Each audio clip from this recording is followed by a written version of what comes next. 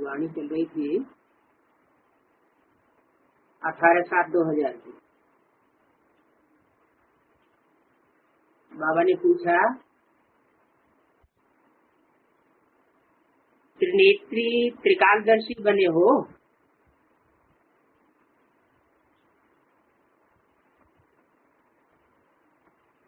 माना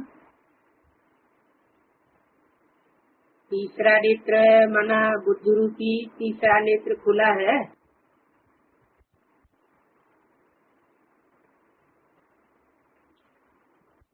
कोई के रूप को देखते हो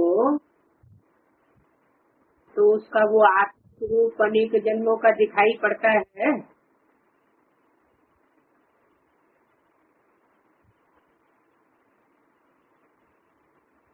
क्योंकि इन आंखों से तो आत्मा और परमात्मा दोनों दिखाई नहीं पड़ती, इन आंखों से पहचाना नहीं जा सकता।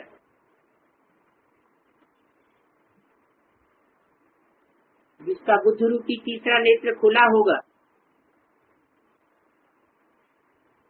दिव्य चक्षु कहो, दिव्य बुद्धि का तीसरा नेत्र कहो, उस तीसरे नेत्र से जिसने उसको पहचाना होगा तो पहचान सकता है। बाकी इन आंखों से समझ में नहीं आ सकता है ये पापात्मा है, ये पुण्यात्मा है, या परमात्मा है, या धर्मात्मा है। ये आंखें नहीं पहचान सकती। इसलिए पूछा, ऐसे त्रिनेत्री बने हो, तीसरा दिव्य बुद्धि रूपी तीसरा नेत्र खुला है और त्रिकालदर्शी बने हो, तीनों काल को जानने वाले, भविष्य को भी जानने वाले, वर्तमान को भी जानने वाले, पास्ट को भी जानने वाले।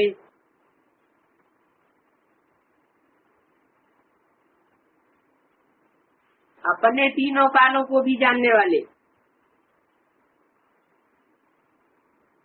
और जो भी आत्मा सन्मुख आते हैं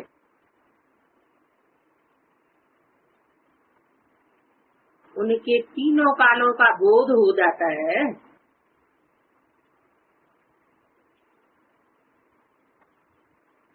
सौ % न सही, कुछ % में भी हो जाता है।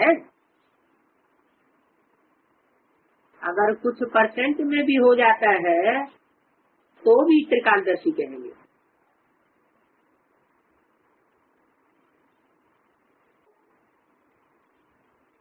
मनुष्य तो कोई त्रिकालदर्शी और त्रिनेत्री बना नहीं सकता। कौन बना सकता है? जो खुद होगा वो दूसरों को बनाएगा, खुद ही नहीं होगा तो दूसरों को कहां से बनाएगा?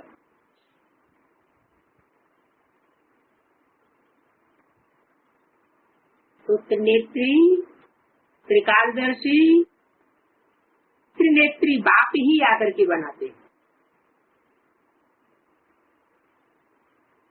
त्रिनेत्री बाप का रूप क्या दिखाया गया है शास्त्रों में, चित्रों में? जो भी 33 करोड़ देवताएं हैं उनके बीच में त्रिनेत्री बाप का रूप क्या है? कौन से देवता का रूप दिखाया गया है? त्रिनेत्री शंकर को दिखाते हैं। कहते भी हैं उनको, तुम आदि देव है, तुम आदि देव हो, देवताओं के भी आदि हो, तो सबका पिता हुआ ना। वो त्रिनेत्री बाप आकर के बच्चों को त्रिनेत्री बनाते हैं और कोई नहीं बना सकता। तुमको भी बनाने वाला बाप है। कौन? बाप। किसका बाप? ऐसे नहीं सिर्फ देवताओं का ही बाप है, एक ही देवता ऐसा है जो आसुरी आत्माओं के प्रति ही कल्याण की दृष्टि रखता है, उनको भी वरदान दे देता है। और देवात्माओं को भी वरदान दे देता है। अगर कोई बिगड़े हुए हैं तो उनके प्रति शुभावना है उसके दिल में। कोई बाप ऐसा होता है जो अपने बिगड़ेल बच्चे के प्रति शुभावना न रखता हो? होता है कोई बाप? बाप का संबंध ही ऐसा होता है बच्चे के प्रति कि वो बच्चे का हर हालत में सुधार चाहता है, अपने बच्चे को अपने से भी ऊंच देखना चाहता है।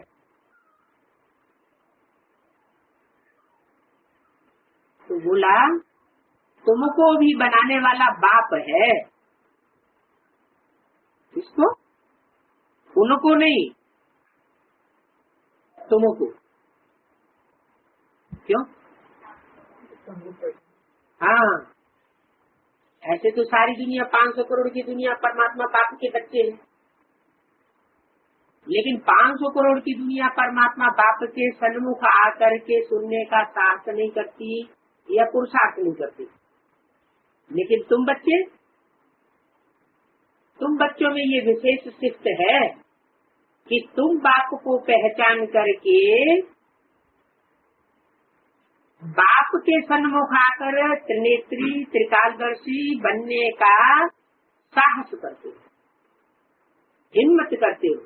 तो हिम्मते बच्चे मदद बाप। पहले जब आस्तिक हो तब त्रिनेत्री त्रिकालदर्शी बनो। क्या? जब तक नास्तिक है, नास्तिक मन आस्था और नास्था, आस्तिक और न आस्तिक। के अंदर आस्था नहीं है, श्रद्धा नहीं है, विश्वास नहीं है, भावना नहीं है, तो वो प्राप्ति नहीं कर सकता। श्रद्धावान लभते ज्ञानम। कभी क्या बोला? जो श्रद्धावान है वो भगवान का ज्ञान लाभ कर सकता है, भगवान के ज्ञान से लाभ ले सकता है। और अश्रद्धालु है, अंदर से उसके अंदर कानी आंख भरी हुई है, मन में राम बगल में छुरी, तो प्राप्ति नहीं कर। इसलिए बोला आस्तिक हो तो त्रिनेत्री और त्रिकालदर्शी बनते हो। आस्तिक नहीं हो, आस्था नहीं है, तो न त्रिकालदर्शी बनेंगे और न त्रिनेत्री बनेंगे। सारा ड्रामा का राज तुम्हारी बुद्धि में है। मूल वतन, सूक्ष्म वतन, 84 का चक्र सब बुद्धि में है। मूल वतन, मूल माना जड़, शुरुआत कहाँ से होती है? मूल रूप में हम आत्मा क्या थे? मूल रूप में हम आत्मा निसंकल्प स्टेज में थे। जैसे हमारा बाप, उसको कोई संकल्प विकल्प पैदा नहीं होता। अब बिंदु बिंदु आत्माओं का बाप वो निराकारी है, निरहंकारी है, निर्विकारी है। ऐसी स्टेज में हम बच्चे भी टिके हुए थे, मूल वतनवासी थे, निसंकल्पी स्टेज थी हमारी। कोई संकल्प नहीं है, मैं आत्मा ज्योति बिंदु, मेरा बाप ज्योति बिंदु। कोई प्राप्ति की इच्छा नहीं, इच्छा मात्रम अविद्या। तो संकल्प उठने का सवाल ही पैदा नहीं होता।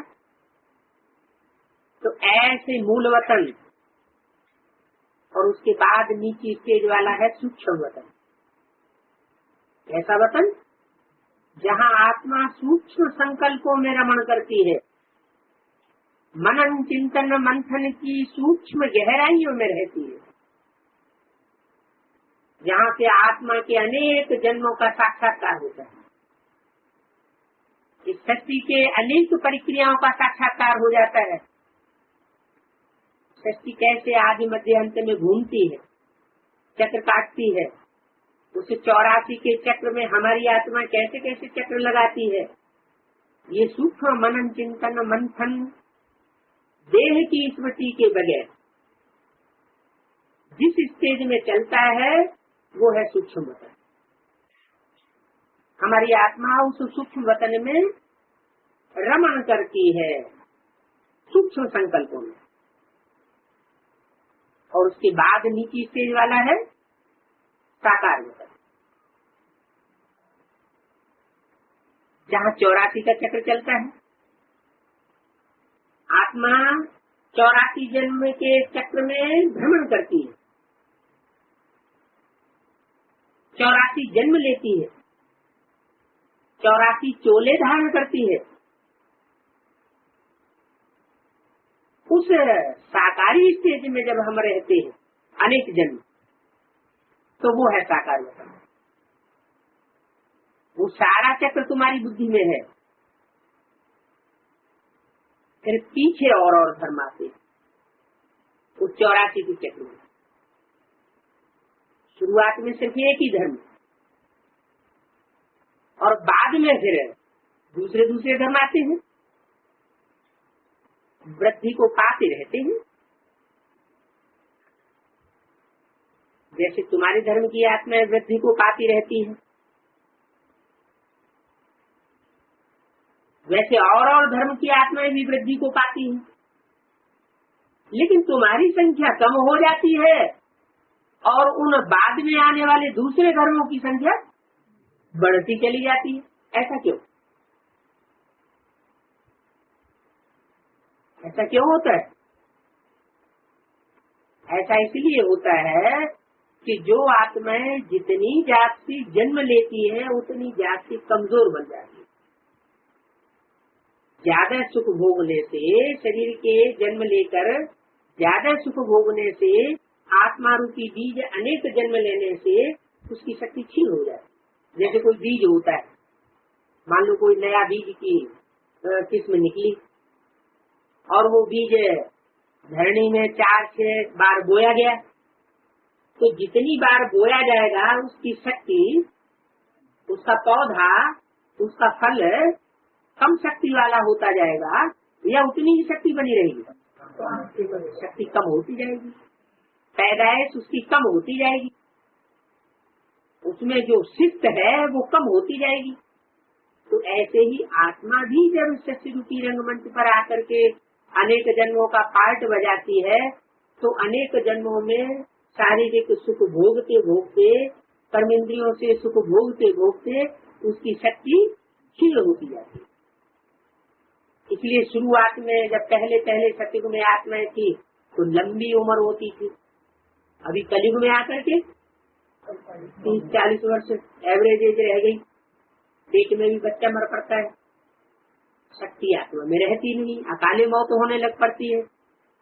तो ये आत्मा की शक्ति अनेक जन्म के सुख भोगने से अशक्ति में आती है। अब जो आत्माएं बहुत पुरानी है, जैसे सनातन धर्म, देवता धर्म की, जिन्हें हिंदू धर्म कहा जाता है, तो वो तो सबसे पुरानी है। पहले तो एक ही धर्म था, उन्होंने बहुत जन्म लिए, बहुत जन्मों के सुख भोगे।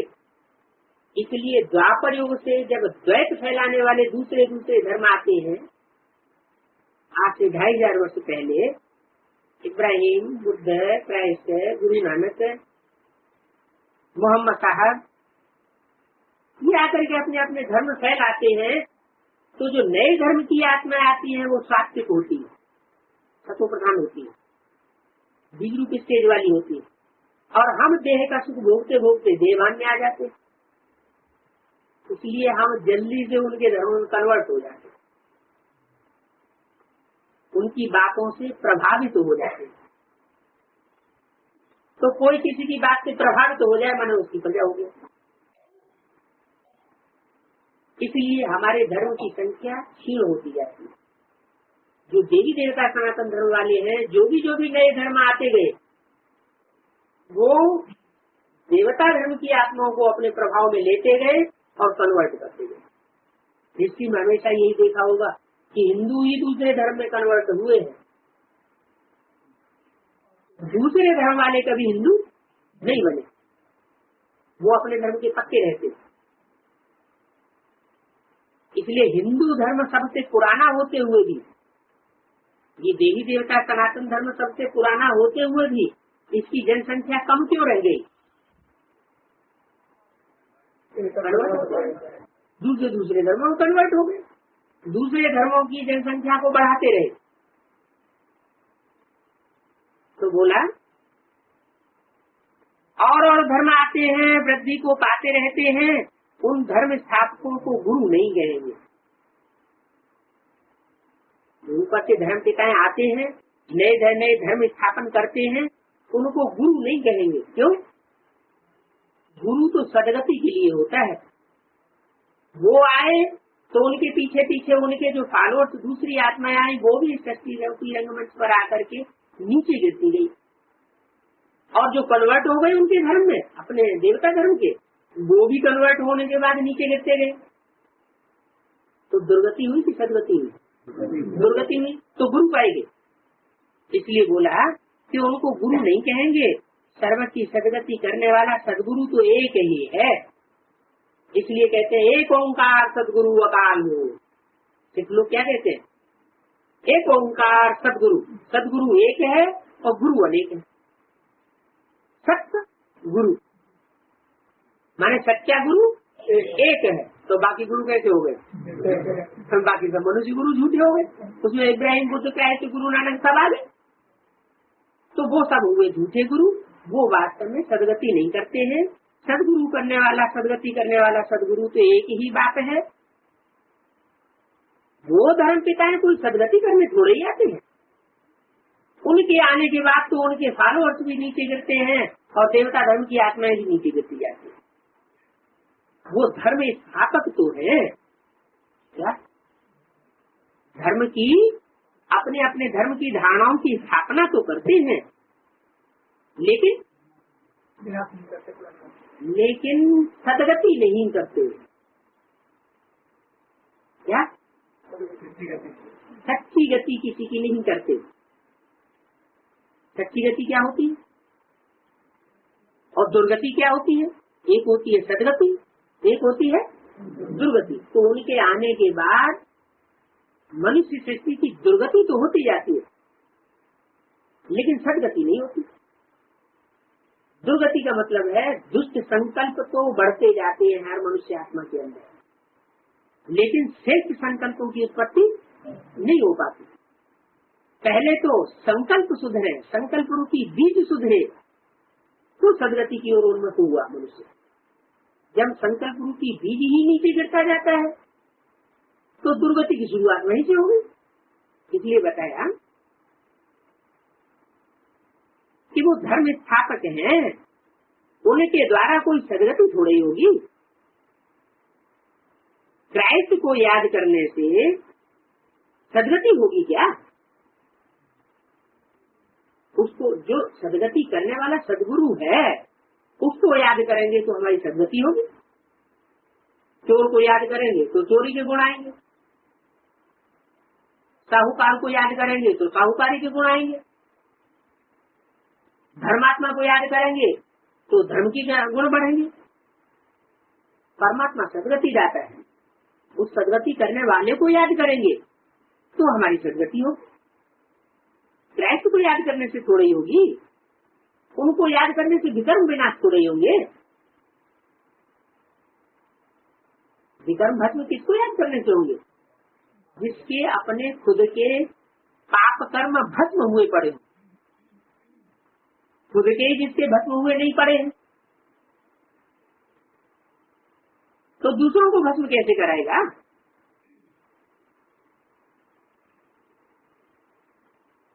उन सबको भक्ति की लाइन में कहा जाएगा। इनको धर्म पिताओं को, जो भी देहधारी धर्म गुरु धर्म पिताएं हैं, उन सबको भक्ति की लाइन में कहा जाएगा। ज्ञान की लाइन में सिर्फ तुम हो। क्यों? क्योंकि एक से आता है ज्ञान और अनेकों मनुष्य गुरुओं से आता है अज्ञान। भक्ति भक्ति है अज्ञान रूपी अंधेरा और ज्ञान है सवेरा। ज्ञान सिर्फ एक परमात्मा बाप से आता है, वो जब तक इस सृष्टि पर तीसरा नेत्रधारी न आए तब तक इस सृष्टि में किसी का तीसरा नेत्र खुल नहीं सकता। ज्ञान की लाइन में सिर्फ तुम हो तो तुम पंडे बन सकते हो। पंडों का काम क्या होता है? तीर्थों पर ले जाना, यात्रा कराना। वो तीर्थ यात्रियों की बात नहीं है। सच्चे सच्चे पंडे तो तुम हो जो आत्माओं को सच्चा रास्ता बताते हो। बताया सबको शांति धाम सुख धाम का रास्ता बताने वाले तुम पंडे हो। बाप भी लिबरेटर है, वो गाइड है। उस बाप को याद करने से ही विकर्म विनाश होंगे। क्या कहा? उस बाप को। मुरली किसके तन में बोल रहा है? ब्रह्मा के तन में बोल रहा है, तो इस बाप क्यों नहीं कहा? या मैं बाप ऐसे क्यों नहीं कहा? क्योंकि उस समय जो पाठ चल रहा था ब्रह्मा के तन में, वो माँ के रूप में पाठ चल रहा था। जैसे छोटे छोटे बच्चों को बेसिक नॉलेज दी जाती है, बेसिक नॉलेज में गहराई की बातें थोड़ी बताई जाती है। जो असली ज्ञान का तत्व है, वो तत्व ज्ञान बच्चों को थोड़ी दिया जाता है। बच्चों की बुद्धि जब विकसित हो जाए, विशाल बुद्धि हो जाए, तो उनको गहराई की बातें बताई जाए। गुह्यात गुह्यतरम ज्ञानम, गुह्य से गुह्य रात समझाता हूँ। तो गुह्यता की बात छोटे बच्चे थोड़ी समझते। तो वो माँ की नानी थी, इसलिए बताया उस बाप को याद करो जो तुम्हारी बुद्धि रूपी तीसरे नेत्र को खोलने वाला है। उसको याद करने से तुम्हारी पाप कर्म भस्म हो जाएंगे। अभी तुम बच्चे अपने विकर्म विनाश करने का पुरुषार्थ कर रहे हो, तो तुम्हें ध्यान रखना है कि एक तरफ पुरुषार्थ और दूसरी तरफ विकर्म न होता रहे। क्या? एक तरफ हम पाप कर्मों को भस्म करने का पुरुषार्थ करते रहे, याद में बैठे, दूसरी आत्माओं को ज्ञान भी दें, दिव्य गुण धारण भी करें, और दूसरी तरफ हमसे विकर्म भी पाप कर्म भी होते रहे, तो रिजल्ट क्या होगा? हम आगे नहीं बढ़ सकेंगे। रिजल्ट हमारा अच्छा नहीं आएगा। पुरुषार्थ के साथ साथ विकर्म भी किया तो फिर 100 गुना होता जाएगा। दुनिया में दुनिया वाले जो पाप कर्म करते हैं, उनको 1 गुना दंड मिलता है, एक पाप का। और जो ज्ञान में चलने के बाद, बाप को पहचानने के बाद, ये अंजाम करने के बाद कि हमने बाप को पहचान लिया है और अब हम देवता बनने का पुरुषार्थ करेंगे, और फिर भी बाप को ब्लफ देते, धोखा देते, और फिर उल्टे कर्म करते हैं, तो उनको 100 गुनी सजा मिलती है। क्या? दुनिया वालों को एक पाप की 1 गुनी सजा, और जो बाप के बच्चे बनकर के भी दुनिया को तो बताते हैं कि हमको भगवान बाप मिल गया, खुद भी अंजाम करते हैं और फिर उल्टे कर्म करते हैं, तो उनको 100 गुनी सजा मिलती है। जितना हो सके उतना विकर्म न करो,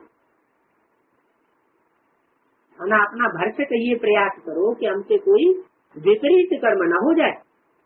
बाप जैसा कर्म कराना चाहता है वैसा ही कर्म हो, नहीं तो एडिशन भी होगी। पाप कर्मों का बोझा ऐड होता जाएगा और नाम भी बदनाम करेंगे। किसका नाम बदनाम करेंगे? अपना नाम तो बदनाम हो गई, लेकिन इनको पढ़ाने वाला कौन है? ये किसके बच्चे हैं? ये कहते हैं हम भगवान के बच्चे हैं, और कर्म इनके ऐसे दुखदायी है, दुख देने की व्यक्ति है, तो क्या रिजल्ट होगा? भगवान की प्रत्यक्षता करने वाले हुए या भगवान का नाम गुम करने वाले हुए? नाम बदनाम कर देंगे, जबकि जानते हो भगवान हमको पढ़ाते हैं। तो कोई विकर्म नहीं करना चाहिए ना, छोटी चोरी हो या बड़ी चोरी हो, 10 का चोर 16 का चोर, पाप तो हो जाता है ना। ये आंखें बड़ा धोखा देती है। क्या सबसे बड़ी चोरी की बात कौन सी बताई? सबसे बड़ी चोरी की बात तो ये बताई कि हम दुनिया को कहते हैं हमें भगवान बाप मिला है ब्रह्मा के द्वारा, हम ब्रह्मा पुत्र हैं, ब्रह्मा कुमार और ब्रह्मा कुमारी हैं। तो जब आपस में ब्रह्मा कुमार और ब्रह्मा कुमारी हो गए, ब्रह्मा इस सृष्टि पर आ गया और नई सृष्टि रच रहा है, तो हम आपस में क्या हुए? भाई बहन हुए। जब भाई बहन हुए तो भाई बहनों की क्रिमिनल लाई जानी चाहिए, क्रिमिनल एहसास तो होना चाहिए। भाई बहनों के लिए तो बड़ा ध्यान देना चाहिए कि हम आपस में भाई बहन हैं। बाप बच्चों की चलन से समझ जाते, कभी ख्याल भी ना आए कि ये हमारी स्त्री है। स्त्री पुरुष मान लो दोनों ज्ञान में चल रहे हैं। और मंदिर में जाकर के जो सच्चा मंदिर है, जहाँ भगवान पढ़ाई पढ़ा रहा है, भगवान का जो असली घर है, उसमें जाकर हम ये अंजाम कर आए कि हम ब्रह्मा की औलाद हैं। वास्तव में हम ये एहसास करते हैं कि हमें ईश्वरीय ज्ञान मिल रहा है ब्रह्मा के द्वारा। हम ब्राह्मण बन चुके, ब्रह्मा की औलाद, ब्राह्मण है, ब्राह्मणी है। वो तो भक्त मंदिरों में जाते हैं, सिर्फ हाथ जोड़ करके कह देते हैं तुम्हें माता च पिता तुम्हें, तुम ही हमारे माता हो, तुम ही हमारे पिता हो। स्त्री पुरुष दोनों जाकर के हाथ जोड़ के कह आते हैं, लेकिन क्या उनके दिल में आता है कि हम माता पिता के बच्चे हैं, आपस में भाई बहन है? उनके दिल में आता है? उनके तो दिल में भी नहीं आता। लेकिन हमारे तो दिल में ये प्रैक्टिकल बात बैठ गई। क्या बात बैठ गई? कि हमको भगवान बाप मिला है और हम भगवान बाप के प्रैक्टिकल में बच्चे बन चुके। हम ब्रह्मा कुमार हैं और ब्रह्मा कुमारी हैं। भले पूर्व जन्म में हम पति पत्नी थे, लेकिन अब हमें दिव्य नया जन्म मिल चुका है, तो हम ब्रह्मा कुमार ब्रह्मा कुमारी माना ब्राह्मण और ब्राह्मणी आपस में भाई बहन बन चुके। ये हमारे अंदर की समझने की बात है, दूसरों को बोल करके सुनाने की बात नहीं है। क्या कहा? मंदिर में जाते हैं भक्ति मार्ग में, तो वहाँ तो हाथ जोड़ करके कहते हैं पति पत्नी दोनों, क्या कहते हैं? तुम्हें माता, तुम ही हमारे माता हो, तुम ही हमारे पिता हो। जब तुम ही हमारे माता पिता हो तो हम आपस में क्या हुए? भाई बहन। वहाँ तो ये ध्यान में ही नहीं आता कि हम भाई बहन हैं, लेकिन यहाँ तो तीसरा नित्य हमारा खोल दिया ना। तो यहाँ तो हमारी बुद्धि में ये बात बैठ जानी चाहिए कि हम वास्तव में नई सृष्टि के रचयिता ब्राह्मण बन चुके हैं, आपस में भाई बहन हैं। हमारी निर्विकारी सृष्टि रहनी चाहिए। ये हमारी स्त्री है, ये ख्याल भी ना आना चाहिए। ये अंदर के ख्याल रखने की बात है, दूसरों को कहकर के सुनाने की बात नहीं है। हम ब्रह्मा कुमार कुमारी हैं और हम शिव बाबा के पोत्रे हैं, ब्रह्मा के बच्चे। प्रजापिता ब्रह्मा के क्या हुए? बच्चे हैं। और प्रजापिता ब्रह्मा का भी बाप कौन? शिव बाप। तो वो हमारा हो गया बाबा। तो हम पोत्रे हैं। हमने बाबा से प्रतिज्ञा की है, राखी बांधी है, फिर हमारी आंखें धोखा क्यों देती है? क्या ये असली रक्षा बंधन अभी हमने अपनाया है? वो तो भक्ति मार्ग में ब्राह्मण आकर के राखी बांधते थे घरों घरों में, उससे कोई विकारों से रक्षा तो होती नहीं थी। अभी तो भगवान बाप आकर के हमको ब्रह्मा बन करके हमको रक्षा के बंधन में सूत्र में बांध रहा है, विकारों से हमारी रक्षा कर रहा है। प्रतिज्ञा की है, राखी बांधी है, फिर ये आंखें धोखा क्यों देती हैं? याद के बल से कोई भी कर्मेंद्रियों के धोखे से छूट सकते हैं। तरीका क्या है? याद माना पहले अपन को ज्योति बिंदु आत्मा समझे, तो ये कटौती हो गई देवभान की। क्या कटौती हुई? हम भी ज्योति बिंदु आत्मा और ये बहन भी ज्योति बिंदु आत्मा। तो बिंदु बिंदु आपस में भाई भाई हुए या भाई बहन हुए? भाई भाई हो गए। तब जब भाई भाई समझते हैं, ये देह तो विनाशी है, मिट्टी का पुतला है, आज है और कल नहीं रहेगी। ये स्थिति जब हमारी पक्की हो जाएगी आत्मिक स्थिति भाई भाई की, तो ये देहभान खत्म हो जाएगा कि ये स्त्री चोला है और ये पुरुष चोला है। तो फिर याद के बल से कोई भी कर्मेंद्रियों के धोखे से छूट सकते हैं। याद माना पहले अपन को ज्योति बिंदु आत्मा समझे, तो ये कटौती हो गई देवभान की। क्या कटौती हुई? हम भी ज्योति बिंदु आत्मा और ये बहन भी ज्योति बिंदु आत्मा। तो बिंदु बिंदु आपस में भाई भाई हुए या भाई बहन हुए? भाई भाई हो गए। तब जब भाई भाई समझते हैं, ये देह तो विनाशी है, मिट्टी का पुतला है, आज है और कल नहीं रहेगी। ये स्थिति जब हमारी पक्की हो जाएगी आत्मिक स्थिति भाई भाई की, तो ये देहभान खत्म हो जाएगा कि ये स्त्री चोला है और ये पुरुष चोला है। तो फिर याद के बल से कोई भी कर्मेंद्रियों के धोखे से छूट सकते हैं। बड़ी मेहनत चाहिए इस बात की। आत्मा समझ उस आत्माओं के बाप को याद करने की। एक बाप के डायरेक्शन पर अमल करके चार्ट लिखो। अगर दृष्टि जाती है स्त्री पुरुष की, तो क्या करना चाहिए? चार्ट लिखना चाहिए। दिन में एक बार दृष्टि ऐसी गई, दूसरी बार गई, तीसरी बार गई, क्रिमिनलाइज जितनी बार होती है उतनी बार डायरी में नोट करनी चाहिए और नोट करके बाप को बताना चाहिए कि हमसे ऐसी ऐसी भूल हो रही है। डायरेक्शन पर अमल करना चाहिए ना। स्त्री पुरुष भी आपस में यही बातें करो। हम तो बाबा से पूरा वर्षा लेंगे। कैसा वर्षा लेंगे? पूरा वर्षा, गति सदगति का। गति माना, अरे पहले तो अपने संकल्पों की गति तो हो। संकल्पों की गति कहीं स्त्री पुरुष के वाइब्रेशन की तो नहीं चलती है। अगर स्त्री पुरुष के वाइब्रेशन की गति चलती है, देवभान की गति चलती है, तो दुर्गति में है या सदगति में? तो दुर्गति में।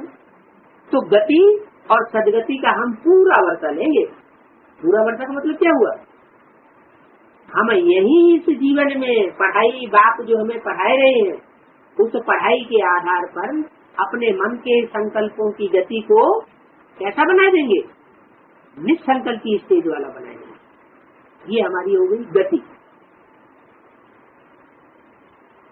टीचर से पूरा पढ़ेंगे क्या? पढ़ाई जो पढ़ाई बाप पढ़ाने आया है आत्माभिमानी बनाने की, वो पूरी पढ़ाई पढ़ेंगे।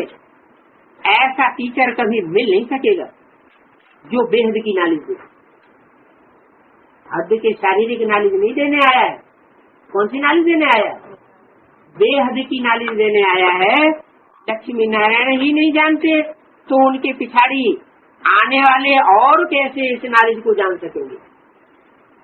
क्या जो इस सृष्टि के आदि है लक्ष्मी नारायण, वो इस नॉलेज को नहीं जानते थे। उन्होंने खुद ही इस नॉलेज को पा करके नर से नारायण पद पाया है। तो ये बेहद के बाप के द्वारा दी हुई बेहद की नॉलेज है। बाप कहते हैं ये सृष्टि के आदि मध्य अंत का ज्ञान सिर्फ तुम जानते हो, और वो भी संगम युग पर जानते हो। न सतयुग में, न त्रेता में, न द्वापर में, न कलयुग में, चारों युगों में से कभी भी ये ज्ञान कोई भी मनुष्य मात्र से मिल नहीं सकता। ये सिर्फ संगम युग में, माना कलयुग के अंत और सतयुग के आदि का जो संगम है, उस संगम पर ही बाप आकर के खुद इस नॉलेज को देते हैं। तो बाबा तुम बच्चों को बहुत समझाते, यह करो, ऐसे करो। फिर यहाँ से उठ करके बाहर जाते हैं तो सारा ज्ञान बुद्धि में से निकल जाता है। क्यों ऐसा क्यों होता है? हाँ, बाहर जाने से बाहर की दुनिया का संग का रंग लग जाता है। अगर बुद्धि को एकाग्र रखें, खूब अच्छी तरह याद रखें, तो हो सकता है उतना संग का रंग न भी लगे। लेकिन 63 जन्मों की रग पड़ी हुई है संग के रंग में आने की, इसलिए वो संग का रंग जल्दी खींच लेता है। ये नहीं समझते कि शिव बाबा हमको कहते हैं ऐसे ऐसे करो, यह करो। यह बात बुद्धि में से उड़ जाती है कि बाबा हमको कहते हैं, दुनिया वालों को नहीं कहते। हमेशा समझो शिव बाबा कहते हैं। इनका फोटो भी नहीं रखो। किनका? हाँ, इन ब्रह्मा का फोटो भी नहीं रखो। लेकिन करते क्या है? अभी भी एडवांस वाले क्या करना चाहते हैं? एडवांस वाले क्या करना चाहते हैं? एडवांस वाले भी चाहते हैं बाबा का फोटो हमारे पास रहे। अरे जब जिंदा है तो फोटो रखने की क्या जरूरत? मर जाने के बाद फोटो रखे तो वो भी चलेगी, ठीक बात है। जो जिंदा है उस जिंदा का जो चैतन्य चेहरा है वो जितना अच्छा याद आएगा, वो जड़ चित्र को देखने से उतने वाइब्रेशन मिलेंगे? जड़ चित्र को देखने से तो उतने वाइब्रेशन नहीं मिलेंगे। तो बोला इनका ये फोटो नहीं रखो, ये है रथ तो लोन लिया हुआ है। ये कौन से रथ के लिए बोला? एक टेम्परेरी रथ बताया और एक मुकर्रर रथ बताया। टेम्परेरी रथ वो जो ना आदि में था ना अंत में रहेगा, और मुकर्रर रथ वो जो आदि में भी था और अंत में भी रहेगा। तो बोला यह रथ तो लोन लिया हुआ है। कौन सा रथ? जो दादा लेखराज ब्रह्मा के तन में आए वो रथ तो लोन लिया हुआ है। ये भी पुरुषार्थी है। ये भी कहते हैं मैं बाबा से वर्षा ले रहा हूँ। तुम्हारे सदस्य ये भी स्टूडेंट लाइफ में है। क्या कहा? यह माना कौन? कृष्ण की सोल। कृष्ण की सोल अभी क्या है? पढ़ाई पढ़ने वाली है या पढ़ाई पढ़ाने वाली है? अभी भी पढ़ाई पढ़ने वाली है। वो भगत लोग तो ये समझते हैं कृष्ण की सोल हमको दादी गुलजार दादी में आकर के पढ़ाई पढ़ाती है, वो भगवान का रूप है। तो किसको भगवान समझते हैं? गीता का भगवान किसको समझते हैं? वो तो कृष्ण को गीता का भगवान समझते हैं। और तुम्हारी बुद्धि में ये है कि कृष्ण की सोल गीता का भगवान नहीं है। स्वयं निराकार परम पिता परमात्मा जो निराकारी स्टेज वाला है वो हमको गीता का ज्ञान दे रहा है। तो ये स्टूडेंट लाइफ में है। ये हमारा कौन? कृष्ण की सोल। आगे चल तुम्हारी महिमा होगी। कब महिमा होगी? जब तुम ये सिद्ध करके बताओगे कि गीता का भगवान श्री कृष्ण नहीं है, गीता का भगवान निराकार परम पिता परमात्मा शिव शंकर के थ्रू है। दुनिया में शिव और शंकर को मिला के एक किया है, किसी दूसरे देवता के साथ शिव का नाम ऐड नहीं किया है। क्यों? जरूर शंकर की सोल ने याद का पुरुषार्थ करके उसके बाप के समान अपनी स्टेज को बनाया है। जो बाप की स्टेज वो उस बच्चे की स्टेज बनी है सबसे पहले। इसलिए शिव और शंकर को मिला के एक कर देते हैं। शिव ब्रह्मा को मिला के एक नहीं किया है, शिव विष्णु को मिला के एक नहीं किया है। यह किसी भी देवता के साथ शिव को नहीं मिलाया। किसके साथ मिलाया? शिव को शंकर के साथ मिलाया। दुनिया में भी क्या कहते हैं, क्या करते हैं? एंड सन्स कंपनी लिखते हैं तो बाप के साथ बड़े बच्चे का नाम तो ऐड हो सकता है। बड़ा भाई बाप समान कहा जाता है। वैसे भी जितनी भी राजाइयाँ हुई हैं उन राजाइयों की परंपरा में राजाओं ने अपने छोटे या मझले बच्चे को राजाई दी है या बड़े बच्चे को दिए? क्यों दिए बड़े बच्चे को? ये तो हाँ, एक लंबे समय की प्योरिटी की पावर से बड़ा बच्चा पैदा होता है।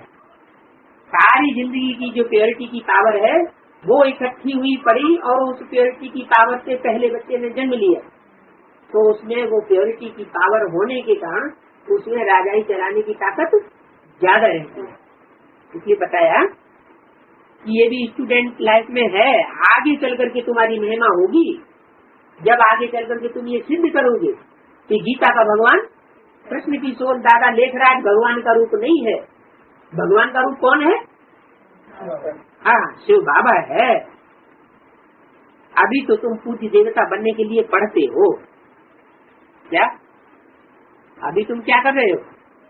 अभी तुम पढ़ाई पढ़ रहे हो, बने नहीं हो। लेकिन महिमा कब होगी? जब पूरी पढ़ाई पढ़ करके तुम वो किस कुर्सी पर सेट हो जाओ, देवताओं की कुर्सी पर। तुम्हारी कर्म देख करके, तुम्हारी दृष्टि देख करके, तुम्हारी वृत्ति देख करके, तुम्हारी वाचा देख करके लोगों को ये एहसास हो कि ये देवता है, देने वाला है, हमसे कुछ लेने वाला नहीं है। देवता किसे कहा जाता है? जो देने वाला हो, कभी किसी से कुछ लेने की इच्छा न करने वाला हो, लेता भी न हो। तो बोला अभी तो तुम पूज्य देवता बनने के लिए पढ़ते हो, अभी क्या कर रहे हो फिर? अभी सिर्फ पढ़ाई पढ़ रहे हो, लेकिन देवता की सीट पे सेट नहीं हुए। फिर सतयुग में तुम देवता बनेंगे। जब युग पलट होता है तब तुम क्या बन जाएंगे? देवता बनेंगे। ये सब बातें सिवाय बाप की कोई समझा नहीं सकता। क्या बात है कि जब सतयुग आएगा तब वो देवता बनेंगे, अभी तो सतयुग आया ही नहीं। तो देवता की सीट में सेट होकर के दिखाने की क्या जरूरत? लेकिन सतयुग, त्रेता, द्वापर, कलयुग ये समय का नाम है। समय जड़ होता है या चैतन्य होता है? समय तो जड़ है, चैतन्य तो नहीं है। ज्यादा ताकत किसमें होती है? चैतन्य नहीं है, जड़ में। चैतन्य आत्मा में ज्यादा ताकत होती है। तो उस जड़ युग को भी परिवर्तित करने वाली आत्मा है, यह जड़ युग आत्मा को परिवर्तन करेगा। जो पावरफुल आत्माएं होंगी वो पहले अपने को परिवर्तित करके फिर सतयुग लाएंगे। उनके आधार पर सतयुग आएगा, सतयुग अपने आप नहीं आएगा। तो जो उठे सो अर्घ, जो करके दिखाए सो पहला नंबर। तो सतयुग अपने आप नहीं आएगा, युग परिवर्तन अपने आप नहीं होगा, जरूर कोई निमित्त बनेगा। सत्य का युग लाने के जरूर उसको झूठ से टक्कर लेनी पड़े। सत्ययुग ऐसे ही आ जाएगा क्या? सत्यनारायण की कथा होती है, सत्य लक्ष्मी की कथा क्यों नहीं होती? एक सत्यनारायण की कथा होती है, तो जरूर एक सत्यनारायण को सारी दुनिया जो झूठ है उसे टक्कर लेनी पड़ी होगी ना। तो हम बच्चे भी नंबरवार सत्यनारायण के बच्चे हैं, हमको भी क्या करना पड़े? झूठ की दुनिया से कुछ न कुछ तो हमें मुकाबला करना पड़ेगा। तो ये बात कोई समझा नहीं सकते सिवाय बाप के। कौन सी बात? कि सतयुग में फिर तुम देवता कैसे बनेंगे? अभी तो कलयुग है, तकदीर में नहीं है, तो फिर संशय उठता रहेगा। क्या बात? ज्यादा संशय आते हैं तो अंदर में क्या समझना चाहिए कि हमारी तकदीर खोटी है, इसलिए हमको बार बार ईश्वरीय ज्ञान में संशय आते हैं। संशय बुद्धि विनश्यन्ति, गीता में भी, गीता में भी, भक्ति मार्ग में भी बोलते हैं संशय आत्मा विनश्यति। तो बार बार संशय लाना ये हमारी आत्मा को कमजोर बना देता है। आत्मा पावरफुल कब बने? जब हमारी आत्मा निश्चयात्मक बुद्धि वाली बने, ध्रुव तारे की मिसाल हम अटल बन करके रहे, सारी दुनिया हमारे चारों ओर घूमे, हम सारी दुनिया के चारों तरफ न घूमने लग पड़े, दूसरों की बातों से प्रभावित न होने लग पड़े। बाप जो हमें पढ़ाई पढ़ा रहा है, हम उन बातों के ऊपर पैदा होने वाले बने। तो तकदीर में नहीं है तो संशय उठता है, शिव बाबा कैसे आकर के पढ़ाएंगे? क्या संशय आता है कि भगवान इस सृष्टि पे कैसे आगे पढ़ाएगा? मैं नहीं मानता। क्या नहीं मानता? कि भगवान कोई मनुष्य तन में आकर के पढ़ाता होगा। मानते नहीं तो फिर शिव बाबा को याद भी कैसे करेंगे?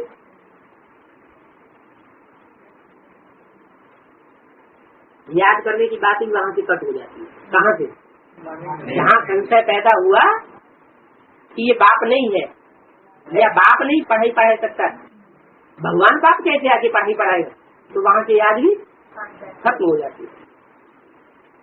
विकर्म विनाश हो नहीं सकेंगे। जब याद नहीं करेंगे तो पाप कर्म भी भस्म नहीं होंगे। ये सारी नंबरवार राजधानी स्थापन हो रही है। क्या कहा? संशय बुद्धि जितने जाति बनते रहेंगे, राजधानी में नीचा नंबर पाते रहेंगे। राजधानी में तो राजा होता है, राजा के बाद रानी होती है, फिर उसके बाद बड़े बड़े अहदेदार होते हैं, बड़े बड़े अधिकारी होते हैं, सेनापति होता है, महाअमात्य होता है। कोई राजधानी अकेले से थोड़ी चलती है। तो सूर्य की राजधानी मानो स्थापन हुई, पहले नंबर की राजधानी, तो उसमें हमारा पद कहाँ जाएगा? अगर जाति संशय आते रहेंगे तो हमारा पद जाति नीचा हो जाएगा। तो राजधानी स्थापन हो रही है, दासदासी भी तो चाहिए। क्या कहा? दासदासी कौन बनेंगे? जो ज्यादा संशय बुद्धि होते हैं उनका पद विजयंती होता रहता है। एक बार संशय पैदा हुआ, मणका नीचे गिर गया, दूसरी बार संशय पैदा हुआ, फिर मणका नीचे गया। ऐसे जितना जितना संशय बुद्धि बनते जाते हैं उतना उतना मणका माला में नीचे गिरता जाता है। चाहे वो फर्स्ट क्लास 108 की माला हो, चाहे वो सेकंड क्लास 16,108 की माला हो, और चाहे वो थर्ड क्लास 9 लाख की माला हो। 9 लाख हार भी तो होता है ना, तो उसमें पद नीचे होते जाएंगे। दासियां भी तो बनेंगे ना। राजाओं को दासियां भी दहेज में मिलती हैं। क्या? जो राजाएं बनते हैं उन राजाओं को दासियां भी दहेज में मिलती हैं। यहाँ इतनी दासियां रखते हैं तो सतयुग में फिर कितनी होंगी? बड़े बड़े घरानों में यहाँ ही इतनी इतनी दासियां रखते हैं तो सतयुग में फिर कितनी होंगी? ऐसा थोड़ी ढीला पुरुषार्थ करना चाहिए जो दासी जाकर के बनना पड़े। कैसा ढीला पुरुषार्थ? बाबा से पूछ सकते हो। क्या पूछ सकते हो? बाबा अभी हम मर जावे तो क्या पद पावेंगे? क्या पूछ सकते हो? अभी हम मर जावे तो क्या पद पावेंगे? पूछता कोई नहीं। कोई पूछता है? कोई मरना नहीं चाहता। जीते जी मरना तो चाहिए, छोड़ के नहीं मरना चाहते। है एडवांस में आने वाले तो कोई पूछेंगे ही नहीं। वो तो जानते हैं कि शरीर छोड़ देंगे तो फिर पुरुषार्थ ही नहीं कर पाएंगे। छोटा बच्चा बनना पड़ेगा, तो घर में बहुत दिन रहना पड़ेगा, टाइम वेस्ट हो जाएगा। और हमको तो ऐसा पुरुषार्थ करना है जो शरीर के अंदर रहते हुए ही हम नई दुनिया स्वर्ग में पहुंच जाए। ऐसे नए संगठन में पहुंच जाएं जहाँ किसी प्रकार का दुख हमको महसूस हो ही नहीं। तो अगर कोई बाबा से पूछे कि बाबा हम मर जाएं तो क्या पद मिलेगा, तो बाबा झट बता देंगे। क्या बता देंगे? दासदासी होना। एक तो मरने की बात न हद में आनी चाहिए बुद्धि में और न बेहद में आनी चाहिए। हद में मरने का तो सवाल ही नहीं, क्यों हमें कंचन काया बनानी है। एडवांस पार्टी वालों को सबको पता है। और बेहद में मरने की बात, बेहद में मरने की बात है निश्चय निश्चय में मरना। बाबा के ऊपर निश्चय उठ गया तो जैसे बाप का बच्चा नहीं रहा, और बाबा के ऊपर निश्चय बैठ गया कि हमारा भगवान बाप आया हुआ है, हमको भगवान बाप मिला है, तो क्या हुआ? जैसे बच्चा बन गया, पैदा हो गया।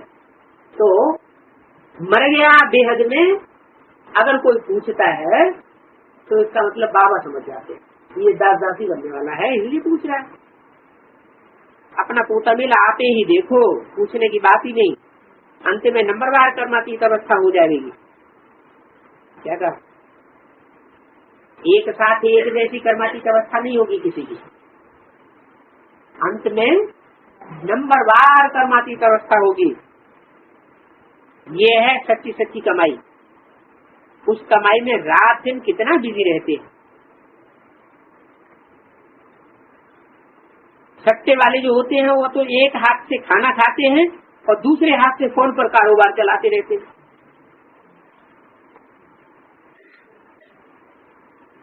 उन्हें तो वो विनाशी धन कमाने की ताक लगी हुई है। तो तुम क्या करो? तुमको कौन सी ताक लगी रहे? तुमको जो अविनाशी ज्ञान रतन धन है उनकी ही बिजनेस करने की ताक लगी रहे।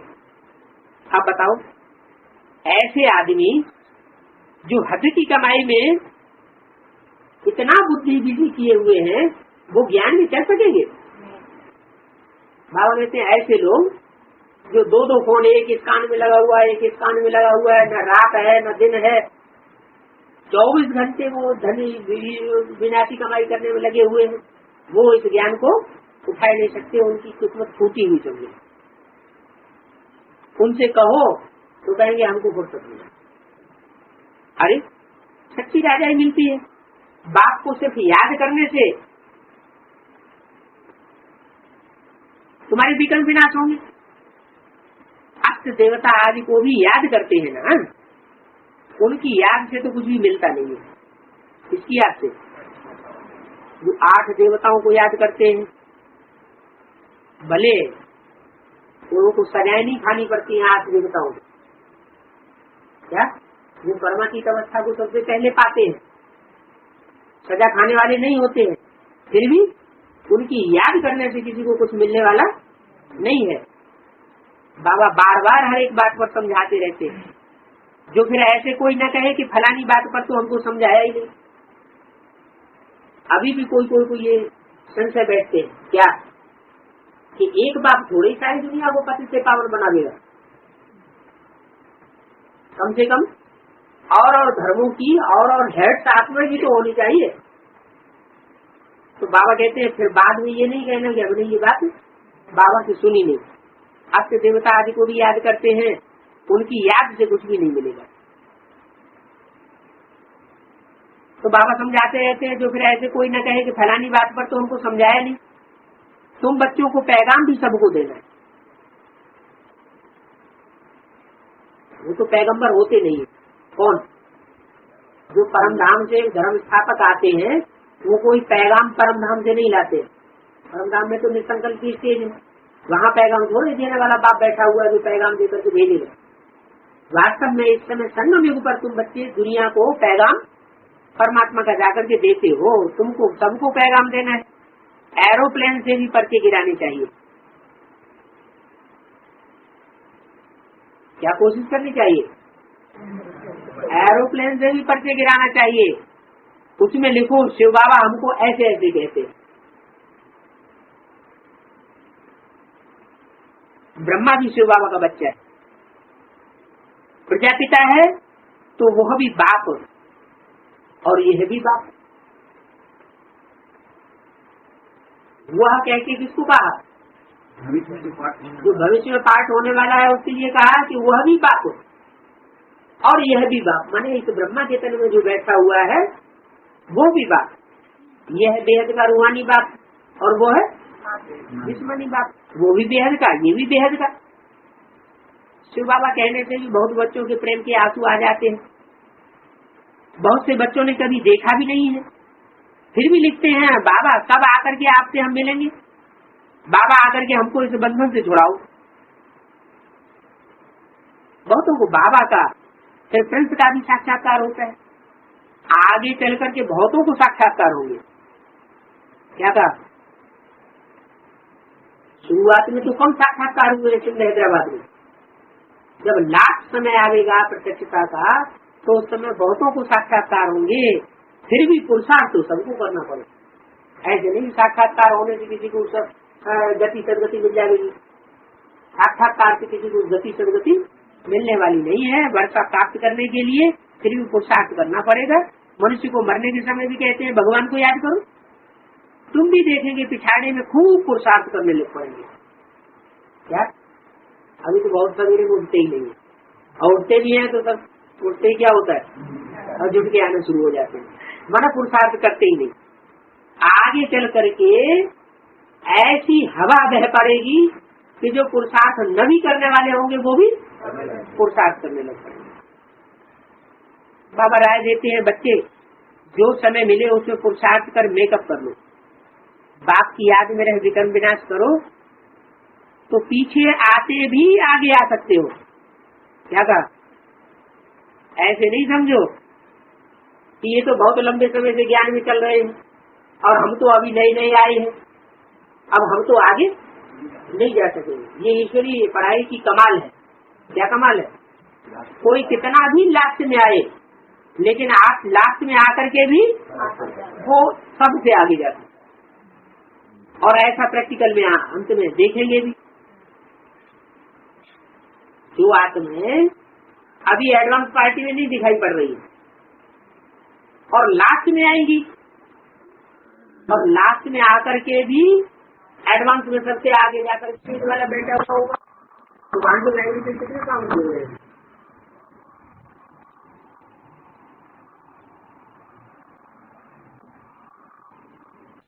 कुमार कुमारियों में जो ब्रह्मा कुमार कुमारी सरेंडर होकर के अंदर रहे पड़े थे, बाबा से डायरेक्ट पढ़ाई पढ़ रहे थे, सामने बैठ करके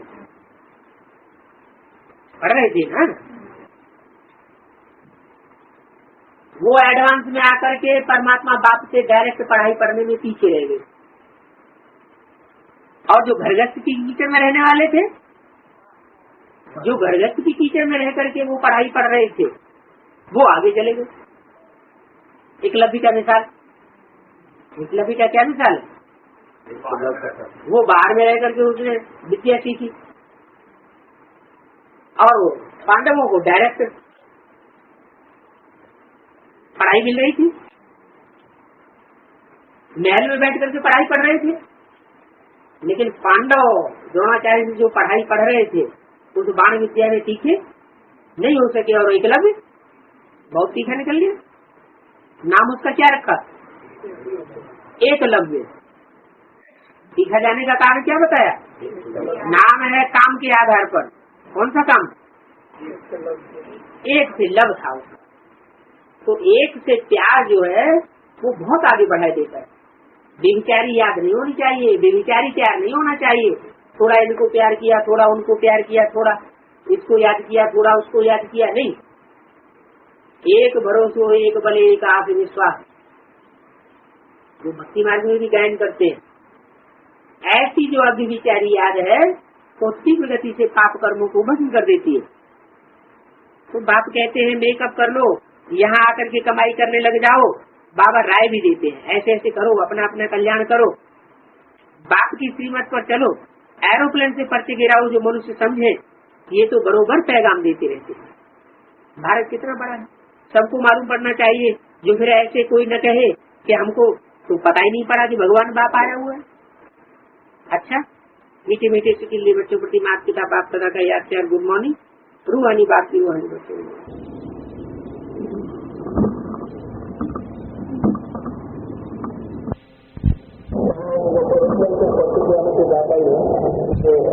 बच्चे को गरीब बच्चे को जाए तो बच्चे एरोप्लेन को कभी चाहिए आत्मरीति एरोप्लेन है।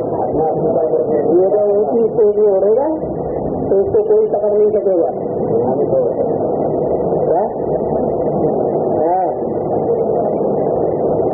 अभी तो लौकिक संबंधी पकड़े हुए हैं, कहीं कोई पकड़े हुए है, तो जब ये उड़ेगा तो कोई नहीं पकड़ सकेगा। लगातार उनके इसलिए सेवा करेगा और संदेश देता रहेगा।